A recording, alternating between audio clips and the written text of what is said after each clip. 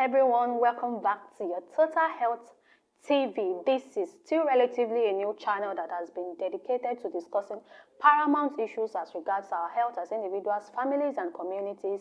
And if you are just joining us, please do well to click on the subscribe button if you have not done so, and also on the notification bell so that you don't miss out of any updates from this channel. In our last video, we started up on a series titled Following the Red Principle. And in that video, we discussed three major components that are pivotal to the determination of the overall health of an individual, one of which is consumption of a healthy diet. We defined a healthy diet to be a diet that is lower in calories and higher in nutrients. And in that video, we discussed in detail the calorie aspect of that definition. So today, we'll be discussing the nutrient aspect of that definition, and we'll be focusing on one major nutrient, which is fats, and of course, together with cholesterol. Fats is something that so many people are scared of. They don't know how to consume it in such a safe way that is not going to negatively impact their health and their heart. And so that is why we'll be focusing this video on how to consume fats and cholesterol safely. Let me start by talking a little bit about cholesterol so that we can understand the concept of fat consumption.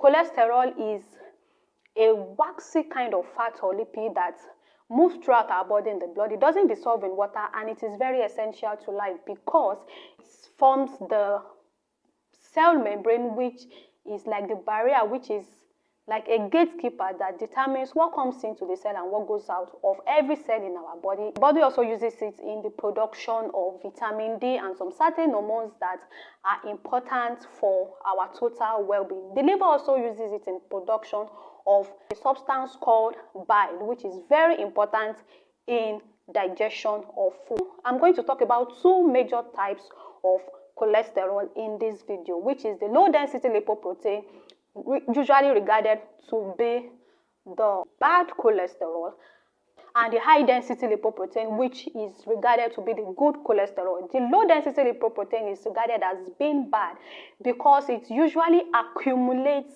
in some certain sensitive areas, most especially our blood vessels, usually the arteries.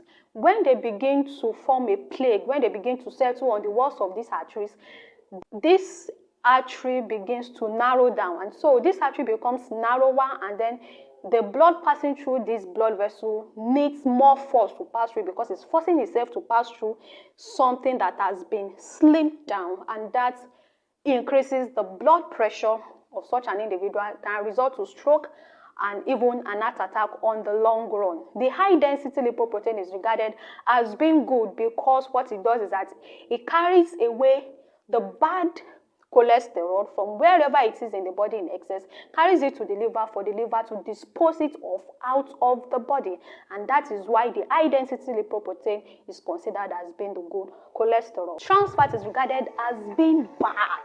In fact, even if we consume them in small quantities, they have every potential, they have the ability to